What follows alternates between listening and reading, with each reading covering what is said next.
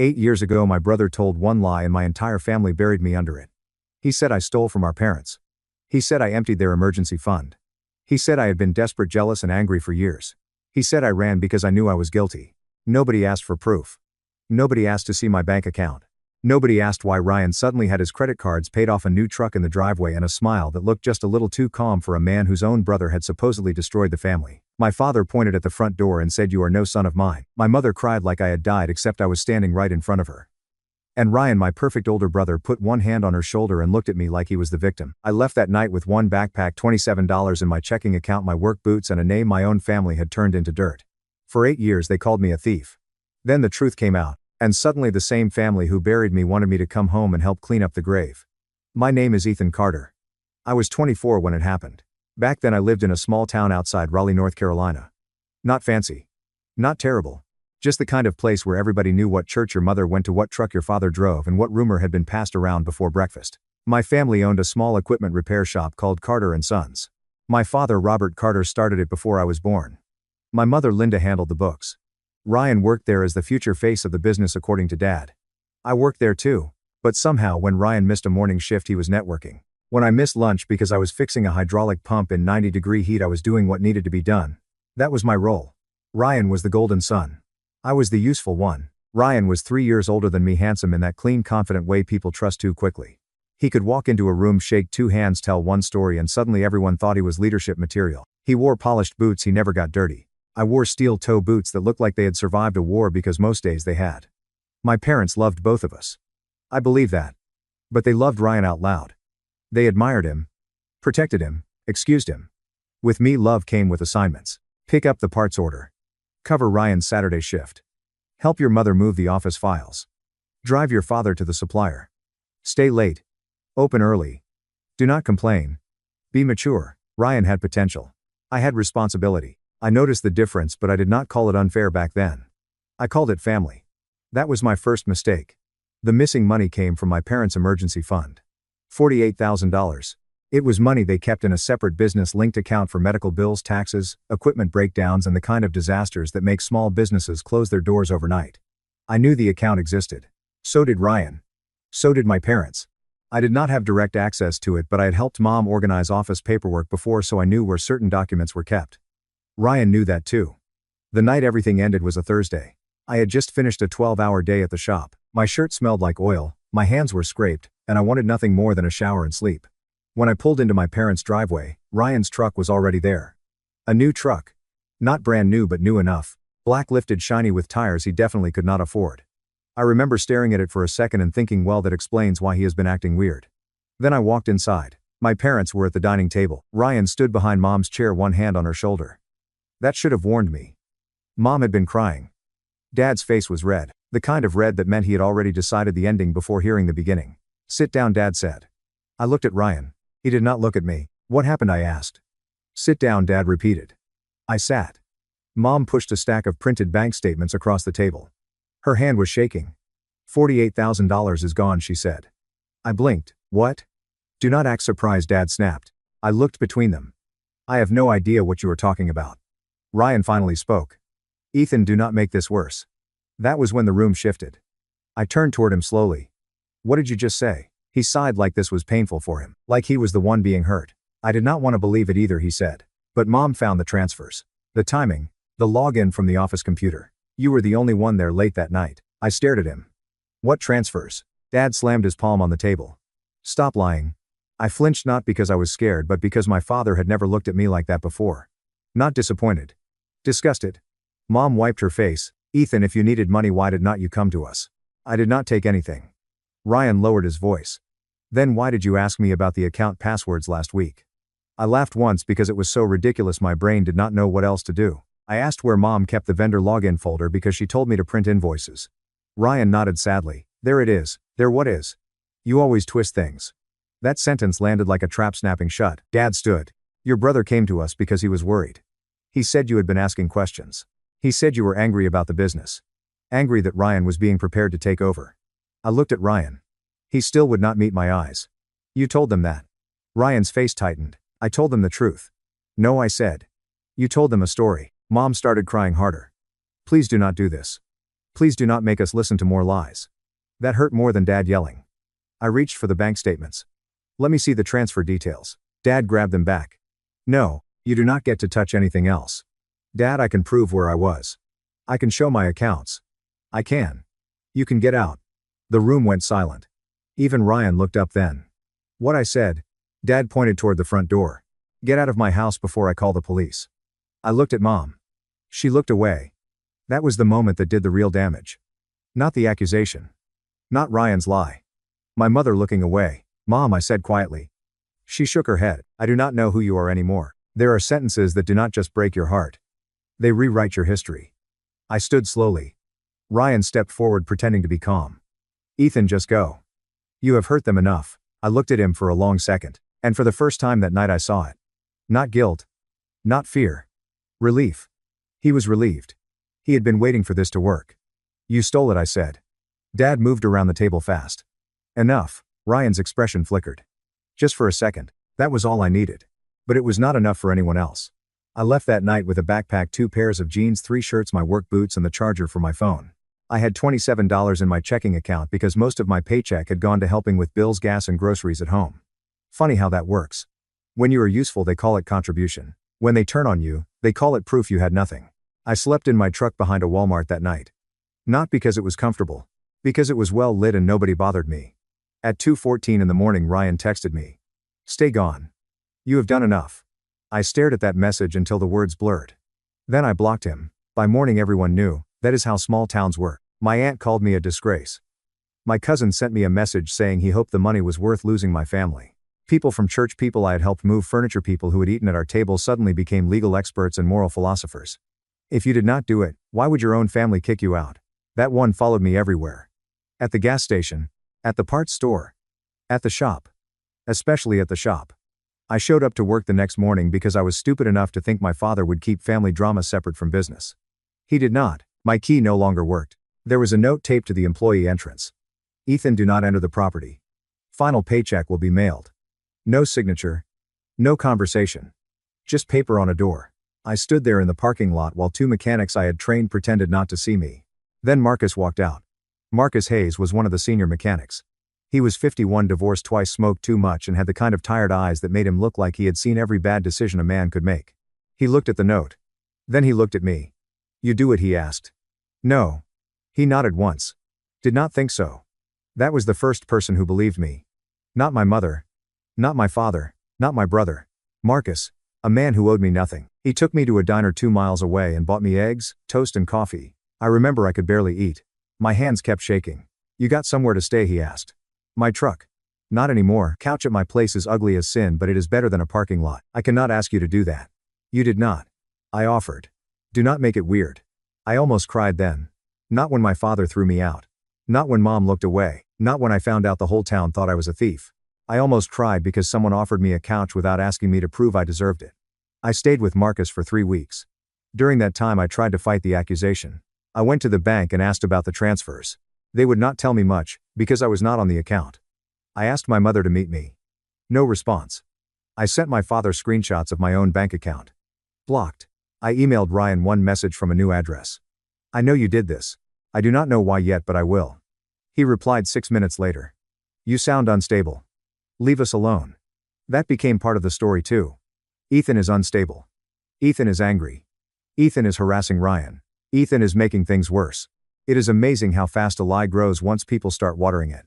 Marcus helped me get a job with a logistics repair company in Charlotte. A friend of his managed a fleet maintenance operation and needed someone who knew diesel engines and inventory systems. Go, Marcus told me. You stay here, they will bury you alive. So I left. No goodbye. No apology. No family. Just my truck, a duffel bag, in a city where nobody knew my name. Charlotte did not save me all at once. People love to say they hit rock bottom and then everything turned around. That is not how it happened for me. At first Charlotte was lonely. Brutally lonely. I worked days at the fleet maintenance shop, took delivery shifts at night, and slept in a rented room behind a retired schoolteacher's house. The room smelled faintly like cedar and old books. The window stuck in the summer. The heater rattled in the winter. But it was mine. Nobody could kick me out of it because Ryan cried at a dining table. I worked until my body hurt. Then I worked more. I took online business classes through a community college. I learned logistics, invoicing, operations, management, contracts, payroll, insurance, vendor negotiation, all the boring things people skip over in success stories because they are not shiny. But boring saved me. Boring gave me structure. Boring gave me a life where facts mattered more than family opinions. The first year I checked my family's social media too often. I saw Thanksgiving photos without me. Christmas photos without me. A family cookout where Ryan stood beside my father, both of them smiling in front of the shop. Caption: so proud of the son who stayed. I stared at that post for a long time. The son who stayed. That was how they framed it. Ryan stayed. Ethan ran. Ryan helped rebuild after Ethan's betrayal. Ethan was the selfish thief who disappeared. They did not just believe Ryan's lie. They decorated it and put it on the wall. That was the day I stopped looking. I changed my number. Deleted old accounts. Built a smaller world. A better one. Marcus called every Sunday for the first 2 years. Sometimes we talked for 5 minutes. Sometimes 40. Usually about work, weather, and whether the Panthers were finding new ways to disappoint people. He never pushed. He never asked why I sounded tired. He just kept calling. That is how you know who your people are. They do not always know how to fix you. They just refuse to leave you alone in the dark. By year 3 I was promoted to operations supervisor. By year 4 I was managing contracts. By year 5 I had saved enough to start taking side clients for small fleet maintenance consulting. By year 6 I left and started my own company. At first I called it Carter Industrial Logistics. I changed the name after 3 months. I did not want my father's name on something I built alone, so I called it Stonebridge Logistics. Because I liked the idea of building a bridge out of things that used to break you. The company was not glamorous. We handled fleet maintenance, scheduling equipment, tracking parts, sourcing, and operational support for small contractors who could not afford full logistics departments. In other words, we solved expensive headaches before they became disasters. Turns out I was good at that. Probably because I had spent my whole life being one. By year 8, Stonebridge had 26 employees, 2 warehouses, and contracts across 3 states. I had a house in Charlotte. Not a mansion. Just a clean brick house with a good kitchen, a fenced backyard, and a garage where I could still work with my hands when the office made me feel too polished. I had friends. Real ones. Marcus was still in my life. And then there was Grace. Grace Bennett was a commercial insurance broker I met during a contract negotiation. She was sharp, calm, and had the kind of smile that made you want to tell the truth just to deserve it. We started with coffee. Then dinner. Then weekends. Then one drawer at my house became hers. Grace knew the short version of my family story. She never pushed for more. She had a talent for letting silence breathe. One night after we had been together almost a year, she asked, "Do you miss them?" We were sitting on my back porch. It was late summer. The air smelled like cut grass and rain. I thought about lying. Then I did not. "I miss who I thought they were." She nodded. "That is different." "Yeah," I said. "It is." Ryan's perfect life started falling apart in September of that 8th year. I did not know it at first. I was in a meeting with a regional contractor when my assistant knocked on the glass door and mouthed, "Important call." I stepped out. "There is a woman named Megan Carter on line 2, she said. "She says it is personal." Megan Carter. Ryan's wife. I had never met her. I knew she existed because Marcus still heard town gossip from old contacts. Ryan had married Megan about 5 years after I left. Big wedding. My parents cried. Dad gave a speech about loyalty and family. I let the call sit for 3 rings before picking up. "This is Ethan." There was silence. Then a woman's voice. "You do not know me. My name is Megan. I am Ryan's wife. I know who you are." She breathed out shakily. "I think you were telling the truth 8 years ago." The office around me seemed to go quiet. I walked into an empty conference room and closed the door. "What did you find?" She started crying, but she kept talking. That told me something. People who are performing tears usually want you to watch. People who are breaking try to get the words out before they fall apart. Megan told me Ryan had been hiding debt for years. Credit cards. Business loans. Personal lines of credit. He had borrowed from friends, vendors, even her parents. She had found an old external hard drive in a box while gathering documents for a divorce attorney. On it were scans of bank statements, email confirmations, and messages from a burner account. The missing $48,000 had been transferred in pieces through a vendor payment system, then moved into an account tied to a shell limited liability company Ryan had created. But that was not the worst part. The worst part was the messages. Megan read one aloud. "If Ethan takes the fall, Dad will never question me again." I sat down. Not because I was shocked. Because some truths are heavy even when you already know them. There was another message. "Mom will believe anything if I act hurt enough." Megan apologized. She said she was taking everything to her lawyer.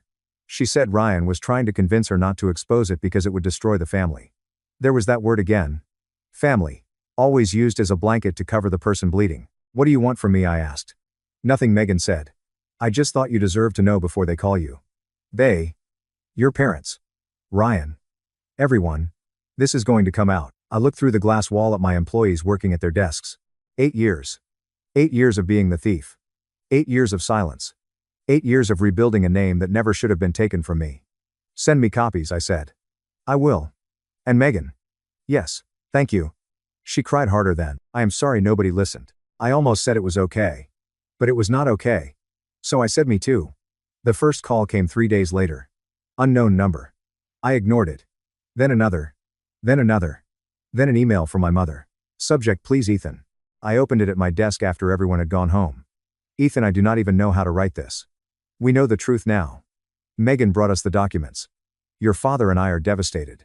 There are no words for what happened. Please call me. Please let me hear your voice. I need my son back. Love, Mom. I read it twice. My son. Interesting. I had been her son when she needed forgiveness. I apparently had not been her son when I needed belief. My father emailed next. Ethan, we need to talk. There were mistakes made on all sides. I know you are angry. You have every right to be. But this family has been through enough. Call me when you can. Mistakes made on all sides. That sounded exactly like him. Even an apology, Dad managed to leave himself an exit. Ryan sent nothing that day. Then at 11:42 post-meridium my phone buzzed. A message request on an old business account I barely used. Ash. He was the only person who ever called me that. I know you hate me, you should. I was scared. I was in debt. I thought I could fix it before anyone noticed. Then Mom found the missing money and I panicked. I told one lie and it got out of control. I have regretted it every day. Please do not let this destroy the family. Please. I stared at that last line. Please do not let this destroy the family. Ryan had stolen the money. Ryan had blamed me. Ryan had watched me get thrown out. Ryan had let me lose my home, job, name and parents. But now that the truth had reached his front door, I was apparently the one holding the grenade. Grace found me in the kitchen at midnight standing by the sink with my phone in my hand. You okay? She asked. I handed her the phone. She read the messages. Her face changed. Not pity. Anger. Real anger. Wow, she said quietly. They really went straight to needing something from you. That sentence stayed with me. Because she was right. Nobody asked what those 8 years cost me. Nobody asked where I slept that first night. Nobody asked how many jobs I worked. Nobody asked how it felt to be called a thief by people who used to call me family. They wanted to talk about healing because the truth was finally painful for them. I had been living inside that pain for 8 years. For 2 weeks, I ignored them. Then my younger sister Emily called. Emily had been 16 when I was disowned. Too young to have power, old enough to remember. I had not heard her voice in 8 years. I almost did not answer. But I did. Ethan, she said. Yeah. She started crying immediately. I am sorry. I closed my eyes. I know you were young. No, she said. That is not enough. I was young, but I knew something was wrong. I heard Ryan change his story. I heard Mom say not to bring it up. I should have done something. You were 16. I still should have done something. That was the first apology that did not ask me for anything. So I let her cry. Then she said they wanted dinner. I laughed once. Of course they did. Families like mine love dinner tables. They could dress anything up with mashed potatoes and guilt. They want everyone there, Emily said. They want to apologize properly. Is Ryan going? Yes. Mom and Dad? Yes. Relatives? Some. So not an apology.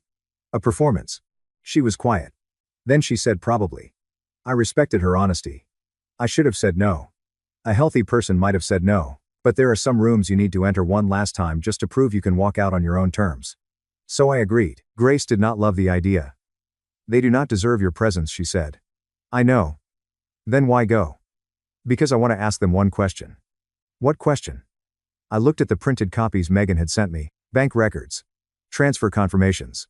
Ryan's massage. Who asked for my side? The dinner was at my parents' new house. Smaller than the old one. They had sold the family home 2 years earlier, according to Emily. Dad called it downsizing. Emily called it Ryan needed money again, and nobody wanted to say it out loud. Grace offered to come with me. I told her no. Not because I did not want her there. Because that room had swallowed the old version of me and I needed to walk back into it alone. I drove from Charlotte on a Saturday afternoon. 4 hours. Plenty of time to think. Too much time, honestly. I passed the exit for the old shop and kept driving. Carter and Sons had closed 3 years earlier. Ryan's modern management approach, according to one article Marcus sent me, had resulted in supplier disputes, tax problems, and a reputation for overpromising and underdelivering. In simple English, he drove it into the ground. When I pulled up to my parents' house, there were cars everywhere. Of course there were. This was not a private apology. This was a family production. I sat in the driveway for a moment and looked at the front door. 8 years earlier my father had pointed toward a different door and erased me. This time I was not coming in as a son begging to be believed. I was coming in as a man with proof. Emily opened the door before I knocked. She looked 24 now. Same eyes. Older sadness. She hugged me hard. I let her. I am so sorry, she whispered. I know. Inside the house smelled like roast chicken, garlic, and my mother's nervous candles. Everyone went quiet when I walked in. Mom stood near the kitchen doorway. She looked older than I expected. Smaller somehow, her hand flew to her mouth. Oh, Ethan. Dad stood beside the dining table. His hair had gone mostly gray. He looked at me like a man trying to decide whether pride or shame hurt worse. Ryan was sitting at the table. I barely recognized him. He had gained weight. His face looked tired and swollen. His confidence was gone, or maybe it had always been borrowed and the bill had finally come due. Aunt Carol was there. Uncle James. 2 cousins who had called me a thief online and apparently now wanted front row seats to forgiveness. Megan was not there. Smart woman. Mom came toward me like she wanted to hug me. I stepped back. She stopped. That small movement broke something in her face. Good. Dinner was awkward in the way only guilty people can make it. Everyone spoke too softly. Nobody knew what to do with their hands. My mother served food like feeding me could rewind the last 8 years. Roast chicken. Mashed potatoes, green beans, biscuits, my childhood favorites. Again with the emotional menu. I sat between Emily and an empty chair. Ryan sat across from me. He did not look up. After 10 minutes of people pretending to eat, Dad cleared his throat. Ethan, he said, we asked you here because this family needs to begin healing. I set down my fork. There it is. Dad frowned. What? Healing? Took 10 minutes. I thought it would be 5. Emily looked down at her plate. Maybe hiding a smile. Mom started crying. Please do not make this harder. I looked at her. Harder for who? She flinched. Dad leaned forward. Your mother is trying. No, I said. She is crying. There is a difference. The table went dead silent. Ryan finally looked at me. Ash, please. Do not call me that. He swallowed. Ethan. I know what I did was unforgivable. You are right. He closed his eyes. I was in debt. I was scared. I made one terrible mistake. I laughed quietly. One. He nodded fast, desperate. One lie. One panicked decision. And then it got out of control. I reached into the folder I had brought and placed a printed message on the table. The room watched it slide across the wood. I read it aloud. If Ethan takes the fall, Dad will never question me again. Ryan went pale. That was panic, he said. I placed down another page. Mom will believe anything if I act hurt enough. My mother made a sound like she had been slapped. I looked at Ryan. That was not panic. That was strategy. Nobody spoke. I placed the bank records on the table next. $48,000. Transferred through vendor payments into a shell account connected to you. Dad stared at the papers. I almost laughed again. 8 years late and the man finally wanted to study the evidence. Now I said, I have a question. Mom whispered, anything. I looked at my father. Who asked for my bank records? Silence. I looked at Aunt Carol. Who asked Ryan why he suddenly had money? No answer. I looked at my mother. Who asked me for my side before deciding I was dead to this family? She sobbed into her napkin. I looked around the table. Nobody answered. So I gave them the answer. Nobody. Dad's jaw worked like he wanted to argue but could not find a sentence strong enough to stand on. Ethan, he said finally, you have to understand how it looked at the time. No, I said. I do not. His eyebrows rose. No. No, I do not have to understand why my own father needed less than 10 minutes to believe I was a thief. Mom cried harder. I was hurt too, she said. That one got me. I turned to her slowly. You were hurt. I lost my son. No, I said. You threw him away. She covered her mouth. I kept my voice even. That is the part all of you keep trying to soften. Ryan told a lie. Fine. A cruel, calculated, life-destroying lie. But every single person in this room chose what to do with it. I pointed at the bank records. You chose not to ask questions. I looked at Dad. You chose to kick me out. I looked at Mom. You chose to look away when I begged you to believe me. I looked at Aunt Carol and my cousins. You chose to repeat it. Then I looked at Ryan. And you chose to build your perfect little life on my grave. Ryan started crying. Actually crying. Maybe from guilt. Maybe from fear. Maybe because for the first time in his life crying was not fixing anything. I am sorry, he said. I swear to God, Ethan, I am sorry. I lost everything. Megan is leaving. The business is gone. Nobody trusts me. Mom and Dad can barely look at me. I know I deserve it, but please. Please do not leave me like this. I stared at him. You mean alone? He nodded. Humiliated. He cried harder. Judged by everyone, please. Called something you can never wash off. He put his face in his hands. I leaned back. Sounds familiar. Dad slammed his hand on the table.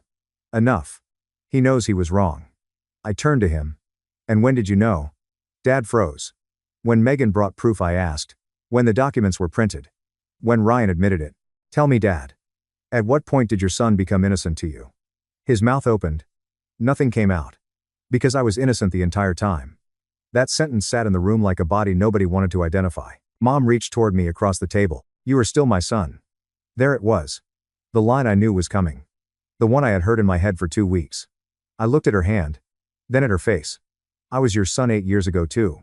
She broke. Not cried. Broke. Her shoulders folded. Her face collapsed. Emily put a hand over her mouth and looked away. Dad stared down at the table. Ryan whispered, I destroyed everything. I shook my head. No, you revealed everything. He looked up. You revealed how little it took for this family to abandon me. You revealed how fast love becomes conditional when the favorite son needs protection. You revealed that my place here was never secure. It was rented and Ryan only had to say the right words to evict me. Aunt Carol started crying now too. I am sorry, she said. We all are. No, I said. You are ashamed. That is not always the same thing. She lowered her eyes. Dad finally spoke. What do you want from us? I almost smiled. That was the most honest question anyone had asked all night. I wanted you to ask that 8 years ago. He had no answer. I wanted my father to look at me and say, show me your side. I wanted my mother to know my character for longer than it took Ryan to fake a tear. I wanted my family to love the truth more than the easier story. My voice almost cracked there. Almost. But I held it. Now I do not want anything. Mom looked terrified. What does that mean? It means I am not coming back. Ryan lifted his head. Ethan. No. You do not get to steal 8 years and then ask for a reunion because the receipt finally printed. Dad stood slowly. You are punishing us. No, I said. Punishment is what you did to me without proof. This is distance with documentation. Emily gave a tiny sad laugh through her tears. Mom whispered, can we at least try? I looked at her for a long time. There was a version of me somewhere back in that Walmart parking lot who would have given anything to hear those words. Can we try? That version would have crawled back to the table. He would have apologized for making them uncomfortable. He would have accepted half love because half was better than nothing. But that version of me had died somewhere between the first night in my truck and the first payroll I signed for my own company. I forgive you enough to stop carrying this, I said. But I do not trust you enough to come back. Mom cried silently. Dad sat down like his legs had given out. Ryan looked at me with empty eyes. I gathered the papers except for one copy of the bank records and Ryan's messages. I left those on the table. For your family history, I said. Then I stood. Emily stood too. She walked me to the door. Outside the air was cool. The sky was clear. For some reason that felt unfair. Like the world should have changed shape after a night like that. But it did not. The world rarely changes when people finally face what they did. Only the room does. Emily hugged me again. Can I still call you, she asked. I looked at her. Yes. She cried harder. I should have found you sooner. Maybe, I said. But you found me now without asking me to save anyone. That matters. She nodded. Behind her through the front window I could see the dining room. Mom crying. Dad staring at the papers. Ryan sitting with his head in his hands. Aunt Carol talking too fast like words could clean guilt. For 8 years I had imagined that scene. The truth on the table. Their faces changed. Ryan exposed. My parents sorry. I thought it would feel like victory. It did not. It felt like walking past a house that used to be yours and realizing strangers had ruined it after you left. I drove back to Charlotte that night. 4 hours on dark highways. No music for the first hour. Then classic rock. Then silence again. Grace was awake when I got home. She was sitting on the couch in sweatpants with a blanket around her shoulders. How did it go, she asked.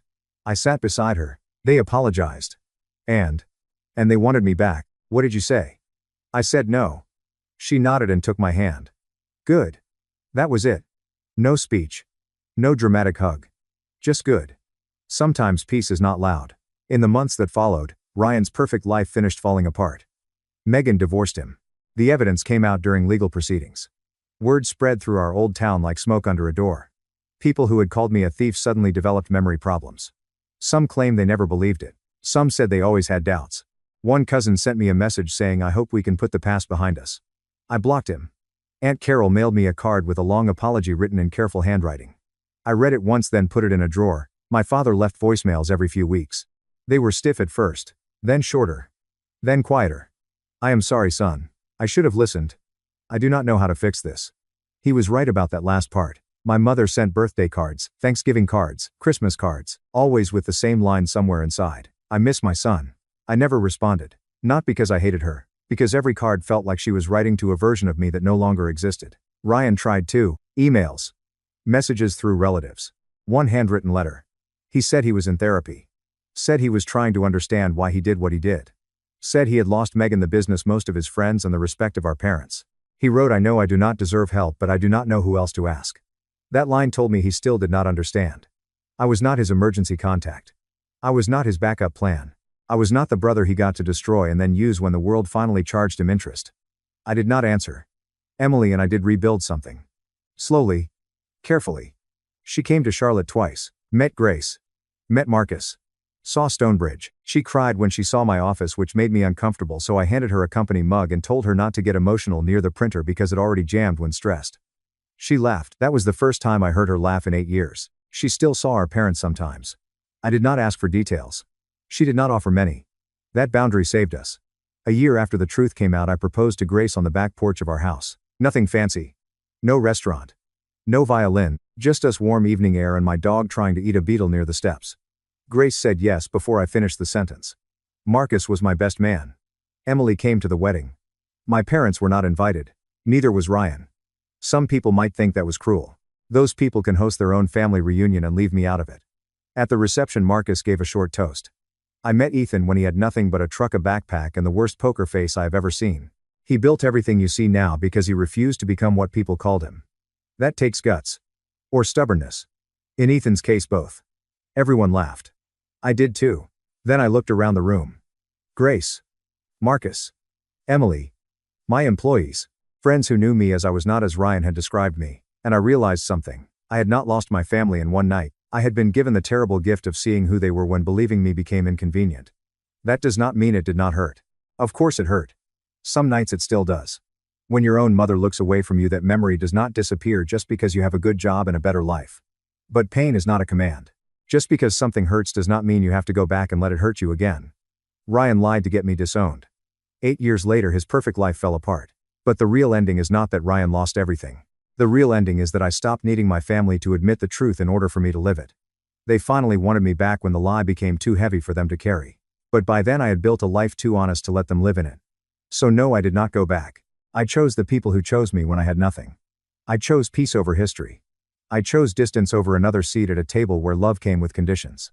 And if that makes me cold, fine. At least I am no longer standing outside my own family's door begging liars to call me innocent. I know who I am. I know what I built, and I know exactly what I survived. That is enough. Thank you so much for watching until the end. If you really like our videos, please don't forget to like, share, and subscribe. Have a great day.